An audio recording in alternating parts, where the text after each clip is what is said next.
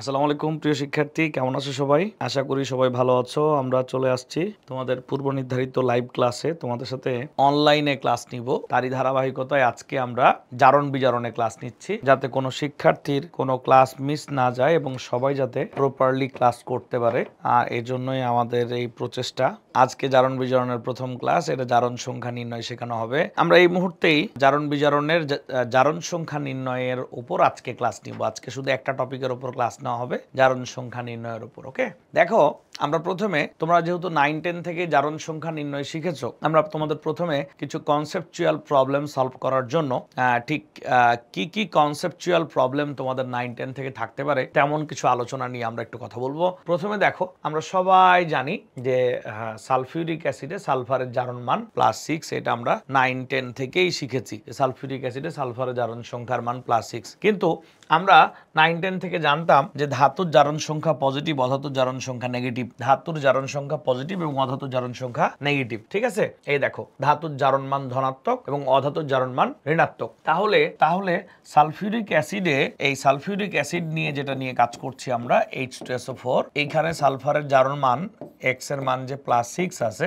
তোমরা একটু খেয়াল করে দেখো যে এই যে হাইড্রোজেন হচ্ছে +1 গুণ 2 যোগ সালফার X যোগ অক্সিজেন -2 গুণ 4 ইকুয়াল 0। তাহলে X এর মান আসে কত বলতো?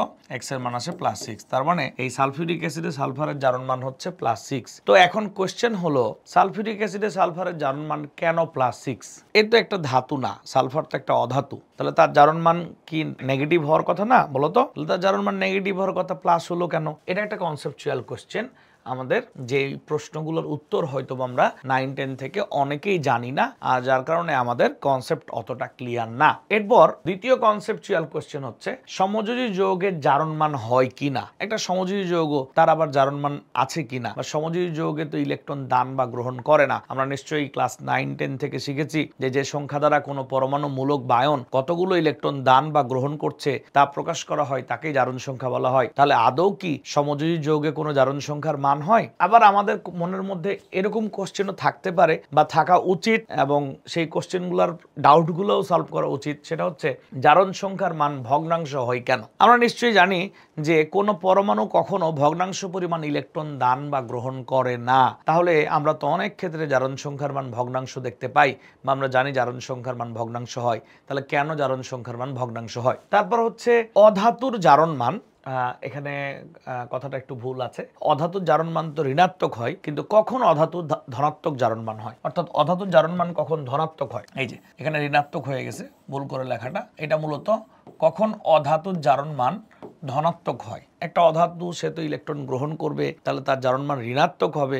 কিন্তু আমরা কখনো কখনো অধাতুর জারণ মান ধনাত্মক দেখতে পাই। সেটা কখন হয় সেটা নিয়ে আমরা কথা বলবো। এরপর কোন মৌলের, একটা মৌল, তার জারণ মান কত হতে পারে সর্বোচ্চ, নাকি আনলিমিটেড ভাবে হতেই থাকবে? কোন মৌলের সর্বোচ্চ জারণ মান কত হয়, সর্বোচ্চ কত পর্যন্ত জারণ মান হইতে পারে? এই সমস্ত প্রশ্নের কনসেপচুয়াল উত্তর, যেগুলো সরাসরি পরীক্ষায় আসে না, কিন্তু আমরা এই জিনিসগুলো ক্লিয়ার না হলে জারণ সংখ্যায় আমাদের প্রবলেম থেকেই যাবে। এজন্য আমরা ধাপে ধাপে আজকের পুরো ক্লাসে এই সমস্ত প্রশ্নের উত্তর সহ পরীক্ষায় যে কোশ্চেনগুলো ডিরেক্টলি আসে, আমরা সবগুলো সলভ করার চেষ্টা করবো ইনশাল্লাহ। তো প্রথমেই আমরা চলে যাই, দেখো এখানে লিখে দেওয়া আছে, আমরা যেটা 9-10 থেকে শিখেছি, ধাতুর জারণ মান ধনাত্মক, অধাতুর জারণ মান ঋণাত্মক। তো কোশ্চেন হচ্ছে, তাহলে অধাতু যৌগ গঠন করলে কে ধনাত্মক এবং কে ঋণাত্মক হবে? স্বাভাবিকভাবে যদি একটা ধাতু একটা অধাতু যৌগ গঠন করে, তাহলে ধাতু ইলেকট্রন ত্যাগ করবে, অধাতু ইলেকট্রন গ্রহণ করবে। তাই যে ইলেকট্রন ত্যাগ করে সে হয় পজিটিভ, আর যে গ্রহণ করে সে হয় নেগেটিভ। এটা নিয়ে আমাদের কোনো ঝামেলা নাই। কিন্তু বিষয়টা হচ্ছে,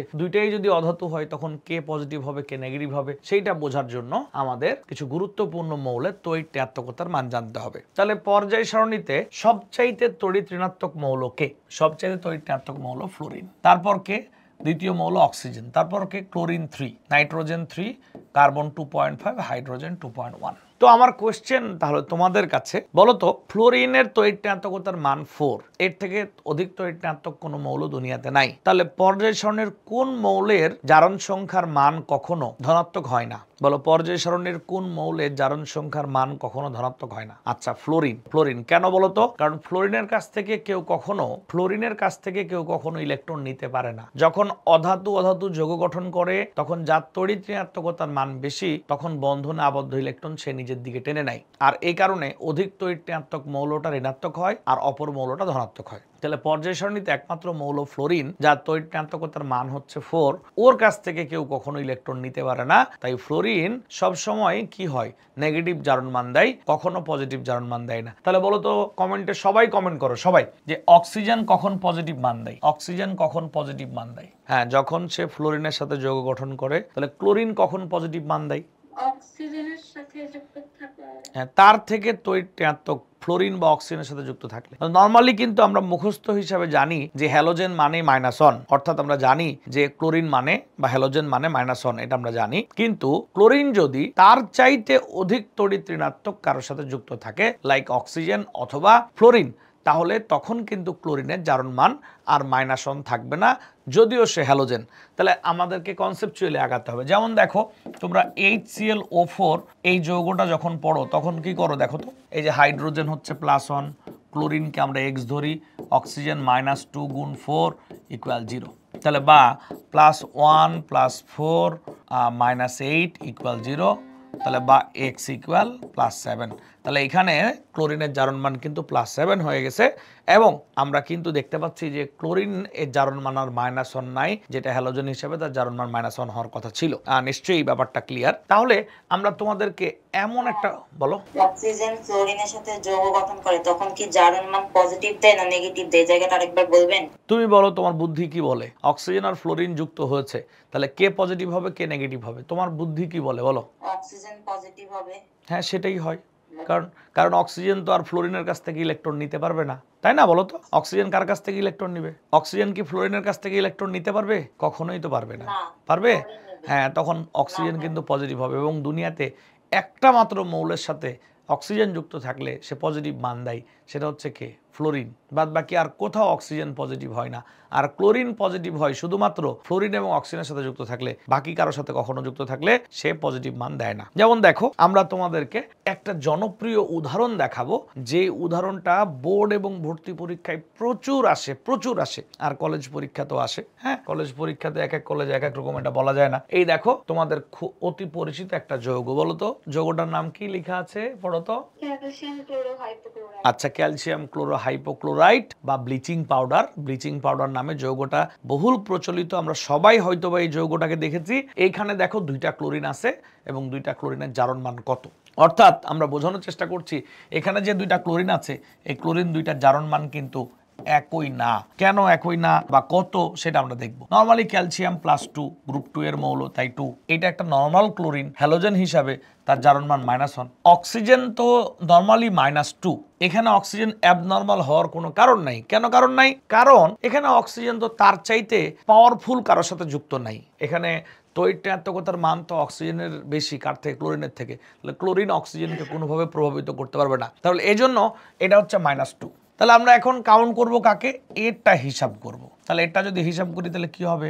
+2 +2 এরপর x +1 = 0। তাহলে হিসাব করলে এই +2 -2 কেটে যায়, x = +1 থাকে। হ্যাঁ, তাহলে একই যৌগে 2টা ক্লোরিন আছে এবং এই 2টা ক্লোরিনের মধ্যে একটা হয় +1, একটা হয় -1। তাহলে বলো আমরা কি বুঝতে পেরেছি যে যখন অধাতু যৌগ গঠন করবে তখন কে হবে পজিটিভ কে হবে নেগেটিভ, এবং এটা খুবই জনপ্রিয় একটা উদাহরণ। আচ্ছা, অক্সিজেনেরটা আবার বলবেন, তুমি এখন কি ক্লিয়ার কিনা? স্যার অক্সিজেন -2 কেন, এটা আবার একটু বলবেন। নরমালি অক্সিজেন -2 হয়, অক্সিজেন -2 না হয়ে কখন -1 বা -1/2 হয় সেটা নিয়ে আমি একটু পরে কথা বলবো। ধারাবাহিকভাবে আগাবো, আমাদের ওইভাবে প্ল্যান করা যে কোনটার পরে কোনটা পড়বো, তাহলে তোমাদের পড়া বুঝতে অনেক সুবিধা হবে। দেখো এখনকার হেডিং কি বলো তো একটু কষ্ট করে? হাইড্রোজেনের জারণ মান, তাই না? আচ্ছা, ধাতব হাইড্রাইড ছাড়া সকল যৌগে হাইড্রোজেনের জারণ মান +1, খুবই ভালো কথা। আর ধাতব হাইড্রাইডে হাইড্রোজেনের জারণ মান -1।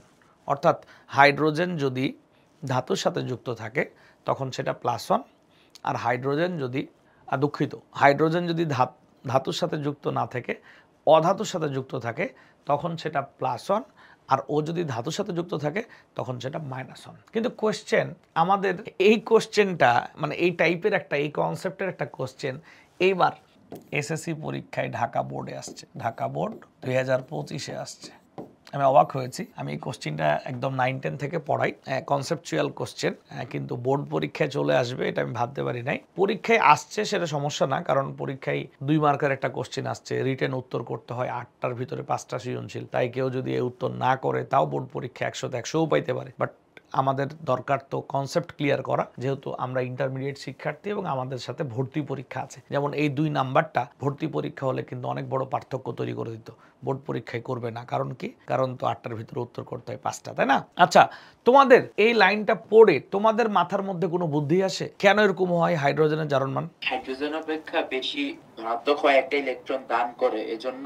আচ্ছা, আর কেউ কিছু বলতে চাও? স্যার হচ্ছে ধাতু, মানে ধাতু ছাড়া যদি অন্য কোনো এর সাথে হাইড্রোজেন যুক্ত থাকে তাহলে হাইড্রোজেনেরই মানে ইলেকট্রনটা দান করতে হয়, আর ওই অধাতুই তো ইলেকট্রনটা গ্রহণ করে। আর ধাতব যখন হবে তখন হচ্ছে হাইড্রোজেনটাই মানে গ্রহণ করবে আর যে ধাতু সেই হচ্ছে ত্যাগ করবে। আচ্ছা, আসলে হ্যাঁ ঠিক আছে তোমার কনসেপ্টটা, তবে এই ব্যাপারটা এইভাবে বললে আরো সুন্দর হতো কিনা দেখো তো তুমি। হাইড্রোজেন এমন একটা অধাতু যে সমস্ত অধাতুর চাইতে তার তড়িৎ ঋণাত্মকতার মান কম, 2.1। আর সমস্ত ধাতু অপেক্ষা, যেহেতু সে না অধাতু, ধাতু অপেক্ষা তার তড়িৎ ঋণাত্মকতার মান বেশি, তাহলে হাইড্রোজেন যখন অধাতুর সাথে যৌগ গঠন করে তখন ওর যেহেতু তড়িৎ ঋণাত্মকতার মান কম তাই সে পজিটিভ হয়। আর ও যখন ধাতুর সাথে যৌগ গঠন করে তখন ও যেহেতু অধাতু, তার তড়িৎ ঋণাত্মকতার মান বেশি, তাই তখন সে নেগেটিভ হয়। বিষয়টা এরকম। বলো ক্লিয়ার কিনা সবাই? স্যার আরেকবার বলেন। মানে আমরা বলছি যে হাইড্রোজেন একটা অধাতু, তার তড়িৎ ঋণাত্মকতার মান কি অপেক্ষা বেশি? বলো, সব ধাতু অপেক্ষা বেশি। তাহলে যখন ধাতুর সাথে হাইড্রোজেন থাকবে তখন কার বেশি, কে নেগেটিভ হওয়া উচিত? বলো রাখি, বলো। নিশ্চয়ই হাইড্রোজেনের তড়িৎ ঋণাত্মকতার মান বেশি হবে ধাতু অপেক্ষা, তাহলে হাইড্রোজেন নেগেটিভ হওয়া উচিত। আবার হাইড্রোজেন এমন একটা অধাতু যার তড়িৎ ঋণাত্মকতার মান সকল ধাতু অপেক্ষা কম, তাহলে সকল ধাতু অপেক্ষা যেহেতু কম হবে তার মানে ওর কি হওয়া উচিত? ওর পজিটিভ হওয়া উচিত। অন্যান্য অধাতু অপেক্ষা কম হবে, তাহলে সে পজিটিভ হওয়া উচিত, বাকি অধাতুগুলো কি নেগেটিভ হওয়া উচিত। বলো এটা ক্লিয়ার কিনা বলো এবার? জি স্যার। ওকে, আচ্ছা, যদিও এখানে ব্যতিক্রম দেখানো হচ্ছে, ব্যতিক্রম না বিষয়টা। অক্সিজেনের জারণ মান, অক্সিজেন সাধারণ অক্সাইডে অক্সিজেনের জারণ মান কি? -2। অর্থাৎ যখন সাধারণ অক্সাইড থাকে তখন অক্সিজেনের জারণ মান -2 হয়। ওকে, আচ্ছা দেখো, ওকে আমরা একটা বিষয় চিন্তা করি, সাধারণ অক্সাইডে অক্সিজেনের জারণ মান -2। এখন আসবো আমরা ব্যতিক্রম। আর সাধারণ অক্সাইডকে আমরা কিভাবে চিনবো? সাধারণ অক্সাইডকে নর্মালি আমরা এরকম ভাবে চিনি, এই O2-। ওকে, আচ্ছা এবার আমরা ব্যতিক্রম বলতে মানে এইটার ব্যতিক্রম আর কি, যদিও এটা ব্যতিক্রম বলা আমি পক্ষপাতী না, বই লেখা আছে তাই স্লাইডে হয়তো আমাদের টিম মেম্বাররা লিখে দিছে। হ্যাঁ, সেটা হচ্ছে যে কিছুক্ষণ আগেই পড়লা যে অক্সিজেন যদি সরাসরি ফ্লোরিনের সাথে যৌগ গঠন করে, অক্সিজেন সরাসরি ফ্লোরিনের সাথে যুক্ত হলে অক্সিজেনের জারণ মান ধনাত্মক হয়। আর অলরেডি আমরা এটা জানি, অলরেডি আমরা প্রথম কনসেপ্টেই পড়ে ফেলেছি যে অক্সিজেন যদি ফ্লোরিনের সাথে যৌগ গঠন করে তাহলে ফ্লোরিনের তড়িৎ ঋণাত্মকতার মান বেশি হওয়ার কারণে অক্সিজেন পজিটিভ হয়ে যাবে। ওকে, এবার বলছে পার অক্সাইড যেমন H2O2, Na2O2, K2O2, এই সব যৌগে অক্সিজেনের জারণ মান হচ্ছে -1। তো পার অক্সাইড নিয়ে আমার অনেক কথা আছে তোমাদের সাথে, কথাগুলো কি কি একটু বুঝো। পার অক্সাইডের 2টা রূপ আছে, মানে তুমি নর্মালি তো যৌগগুলো দেখবা, এই যে আমি যে যৌগগুলোর উদাহরণ দিলাম সেই উদাহরণগুলো পড়লেই ইনশাল্লাহ কমন হয়ে যাবে। এরপরও যদি কমন না হয় তাহলে কি করবো আমি সেটাও তোমাদেরকে শিখিয়ে দিচ্ছি। এই দেখো, এই যৌগগুলো যদি কমন না হয় তাহলে বুঝবা যে গ্রুপ 1-এরই কোনো ধাতুর অক্সাইড পার অক্সাইড হবে। ওকে, এটা নিয়ে কোনো ডাউট নাই। এখন আসে হচ্ছে যে পার অক্সাইডের 2টা রূপ, একটা আয়নিক রূপ, এই যে এইটা একটা রূপ। যেমন দেখো এটা পার অক্সাইড, এর জারণ মান -1। কিভাবে -1? এই 2x = -2, তাহলে বা x কি হবে? -1 হবে, অর্থাৎ পার অক্সাইড মানে -1। এরপর আসবা সমযোজী রূপ। সমযোজী রূপে কি হয়?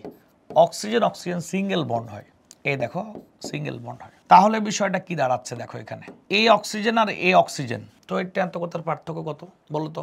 আচ্ছা আমি আবার বলছি, যদি কোথাও তোমরা অক্সিজেন এবং অক্সিজেন সিঙ্গেল বন্ড দেখো তাহলে বুঝবা যে ওইটা পারঅক্সাইড। যদি তুমি কোথাও এরকম দেখো সেটাও পারঅক্সাইড, যদি তুমি কোথাও অক্সিজেন অক্সিজেন সিঙ্গেল বন্ড দেখো সেটাও পারঅক্সাইড। কেন পারঅক্সাইড দেখো, এই পরমাণু দুইটার মধ্যে তড়িৎক্রান্তকতার কোনো পার্থক্য আছে? নিশ্চয়ই নাই।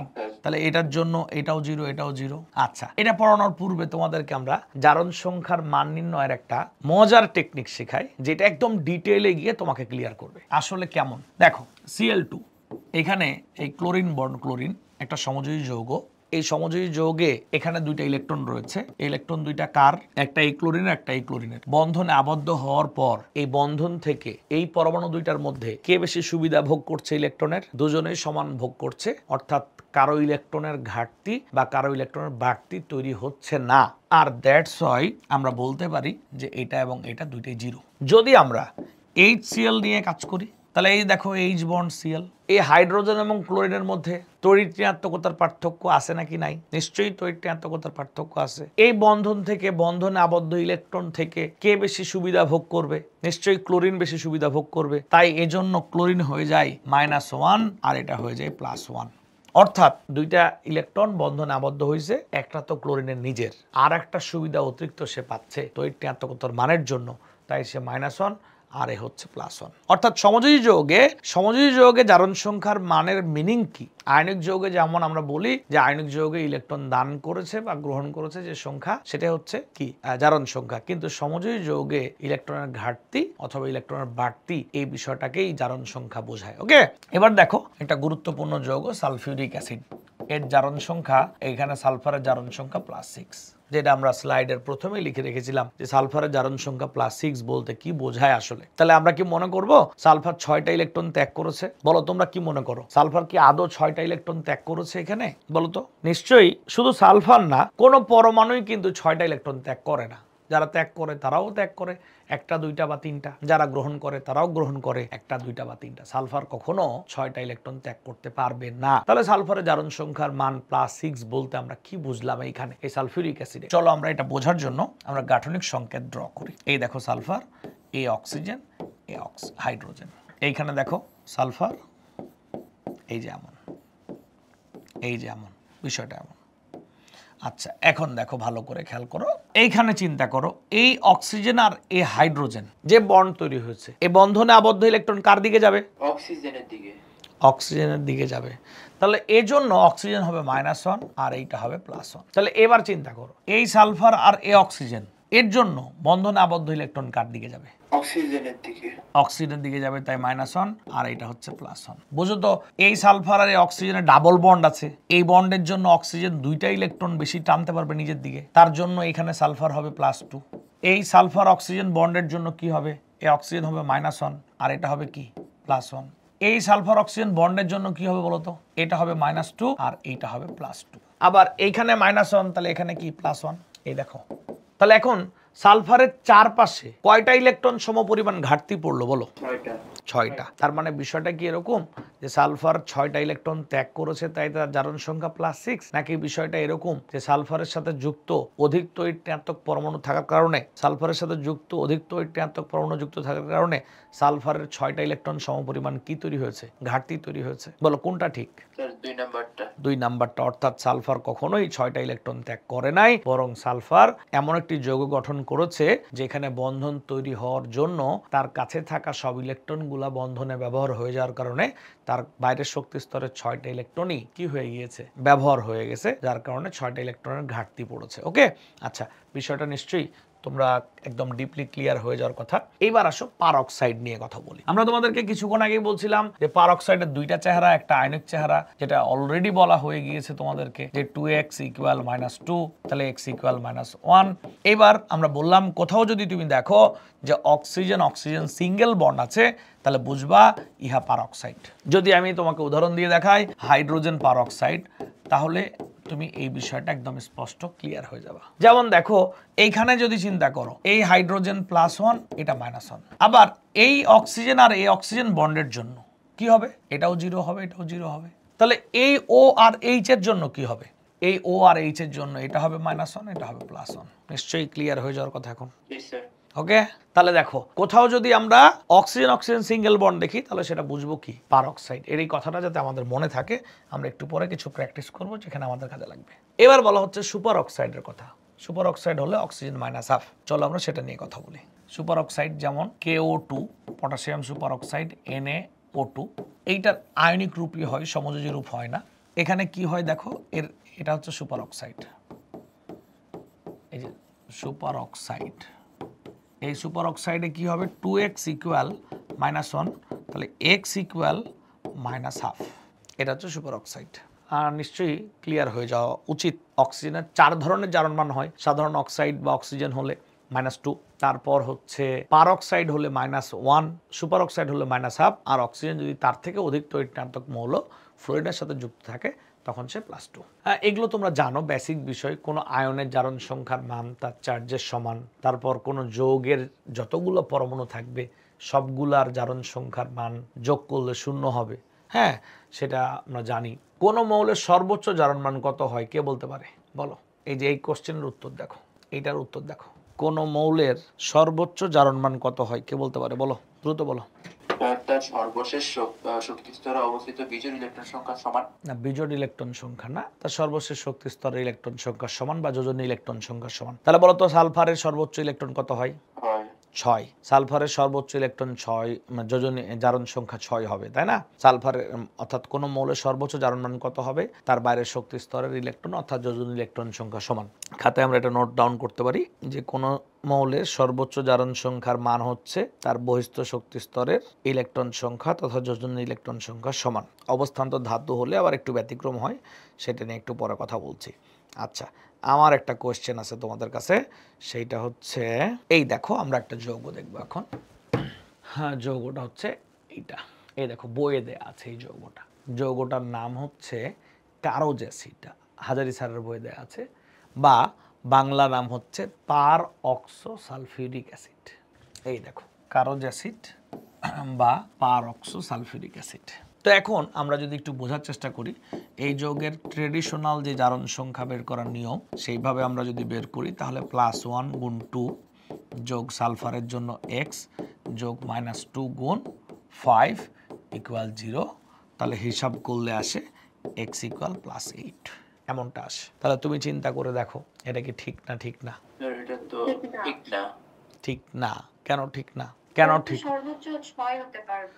সর্বোচ্চ 6 হতে পারবে। তাহলে একটা চাপাবাজি নিয়ম আছে আর কি, হ্যাঁ, যে কোনো যৌগে কোনো মৌলের জারণ সংখ্যার মান সর্বোচ্চটাকে ক্রস করে যায়, তাহলে সর্বোচ্চটা বসায় দিব। তাহলে এখানে সর্বোচ্চটাকে ক্রস করে গেছে, 8 তো হওয়া সম্ভব না, তাহলে উত্তর 6 হবে। এখন আসো কিভাবে তা হয় দেখো, এখানে তার স্পষ্ট ব্যাখ্যা আমরা তোমাকে দেখাচ্ছি। এখানে দেখো, আসলে তুমি দেখতেছো এইটা কিন্তু এর জারণ মান কিন্তু অক্সিজেনের জারণ মান কিন্তু -2, এটাও -2, এটাও -2, কিন্তু এটা দেখে কি মনে হয় বলো তো? -1। কেন -1 মনে হয়? কারণ অক্সিজেন বন্ড আছে, অক্সিজেনের সাথে তো আর পার্থক্য থাকে না। হ্যাঁ, তাহলে এটা আমরা দেখেই বুঝে নিব এটা পারঅক্সাইড। তার মানে আমরা বলতে পারি যে এই যে H2SO5 যে যৌগটা আছে এখানে, হাইড্রোজেন 1 গুণ 2 যোগ সালফারকে আমরা x ধরলাম। এবার 5টা অক্সিজেনের মধ্যে 3টা হচ্ছে -2, 3টা -2 আর 2টা হচ্ছে -1 ইকুয়াল 0। তাহলে বা +2 যোগ x -6 -2 ইকুয়াল 0। তাহলে এই যে এইটা কেটে যাবে, x ইকুয়াল থাকবে +6। বলো ক্লিয়ার কিনা? এইবার দেখো এই যৌগটা দেখো, নাম হচ্ছে সোডিয়াম থায়োসালফেট। নরমালি এটা 2E হয়। দেখো এটা হচ্ছে +1 গুণ 2 যোগ সালফার 2x যোগ -2 গুণ 3 ইকুয়াল 0। এর মধ্যে ভেজাল আছে, বাইরের থেকে বোঝা যাবে না। এই 2 + 2x - 6 ইকুয়াল 0, তাহলে 2x ইকুয়াল +4, তাহলে বা x ইকুয়াল +2, এইরকম বিষয়টা, তাই না? আচ্ছা, এখন নর্মালি এটা 2E হয়। চলো আমরা এটা বোঝার চেষ্টা করি যে ঘটনাটা কি আসলে। দেখো এইখানে এই সালফারের সাথে এই সালফারের যে বন্ড, এটা কি টাইপের বন্ড কে বলতে পারে? সন্নিবেশ বন্ধন। সন্নিবেশ বন্ধনের ঘটনা কি? এ দুইটা ইলেকট্রন দাতা হিসেবে কাজ করে আর এ গ্রহীতা হিসেবে কাজ করে। তাই সন্নিবেশ বন্ডের জন্য এ হয় +2 আর এ হয় -2। এই বন্ডের জন্য কি হয়? এই বন্ডের জন্য এ হয় +1, এ হয় -1। এই বন্ডের জন্য এ হয় +2, এ হয় -2। এই বন্ডের জন্য কি হয়? -1 +1। তাহলে আলটিমেট দেখো মাঝে সালফার কত বলো? মাঝে সালফার কত? 6 মাঝে সালফার +6 আর এই সালফার কি? -2। মোট দুইটা সালফার গড় করতে হলে 2 দিয়ে ভাগ করতে হবে। গড় করতে হলে 2 দিয়ে ভাগ করতে হবে। ওকে, তাহলে কি হবে বলো তো? +6 - 2 মানে কি? +4 ভাগ 2। তাহলে এটা +2ই হবে। ক্লিয়ার কিনা? স্যার তাহলে এই যৌগ মানে গুলার হচ্ছে ওই গাঠনিক মানে ওই গঠনটা তো মনে রাখা লাগবে। এগুলো আসলে বইয়ে আছে, বোর্ড বইয়ে। তুমি যদি এই সব যৌগের গাঠনিক সংকেত না জানো তুমি তো উত্তর করতে পারবে না। এই জন্য বইয়ে কমন পড়বে। এরকম 5টা যৌগ আছে বই, 5টা থেকেই পরীক্ষায় প্রশ্ন আসবে ইনশাল্লাহ। এটা নিয়ে চিন্তিত হওয়ার দরকার নেই। ওকে, আচ্ছা এবার এই দেখো তোমাদের অতি পরিচিত যৌগ, যদিও বইয়ে এখানে একটু ভিন্নভাবে লেখা আছে। এটা Na2, এই দেখো এখানে Na2S4O6 হইতো, দুঃখিত এখানে O6 হইতো, ঠিক আছে। আচ্ছা তাহলে এখন কি হবে? এই যে +1 গুণ 2 যোগ সালফার হচ্ছে 4x যোগ -2 গুণ 6 ইকুয়াল 0। তাহলে বা কি হবে দেখো তো? +2 যোগ 4x আর -12 ইকুয়াল 0। তাহলে 4x ইকুয়াল 10। তাহলে বা x ইকুয়াল কি হবে? 10/4। ওকে, এখন একটু হিসাব করে দেখো। এইখানে দেখো এই সালফার আর এই অক্সিজেনের মধ্যে বলো সম্পর্কটা কেমন, কোন বন্ধন? সন্নিবেশ। তাহলে কি হওয়া উচিত বলো তো? এইটা +2, সালফার অক্সিজেনকে দান করবে ইলেকট্রন। হ্যাঁ, আবার এইটার জন্য এটা +2, এটা -2, আর এইটার জন্য কি হবে? +1 -1। তাহলে এই সালফারের জারণ মান কত বলো? +5। দেখো তো সিমিলার গঠন কি এখানেও আছে না? হ্যাঁ, তাহলে সেখানেও +5। কিন্তু মাঝের গুলা কি হবে? এই মাঝের গুলা কি হবে? 0। এটাও 0, এটাও 0। কেন 0 হবে বলো? আর এটাও +5 কেন 0 হবে বলো? ওই যে ওদের হচ্ছে ইয়ার প্রতিঘাতকতার পার্থক্য নেই নেই নেই নেই। ওকে, তাহলে এখন আমরা কি করতে পারি? 4টা সালফার, প্রথমটা +5, পরেরটা 0, তারপরেরটাও 0, তারপরেরটাও +5, আর 4টা দেখে 4 দিয়ে ভাগ করতে হবে গড় করার জন্য। তাহলে বলো তো কি হওয়া উচিত? এখানে 10/4ই তো হওয়া উচিত না, বা +2.5 হওয়ার কথা। বলো এটা ক্লিয়ার কিনা? ওকে, এই দেখো একটা যৌগ যেখানে পারক্রমিক অক্সাইড। নরমালি জারণ সংখ্যার মান এই ক্রোমিয়ামের এই যে x যোগ -2 গুণ 5 ইকুয়াল 0। তাহলে বা x ইকুয়াল +10, তাই না? এরকম হওয়ার কথা। কিন্তু কে বলতে পারে ক্রোমিয়ামের সর্বোচ্চ জারণ মান কত হওয়া উচিত?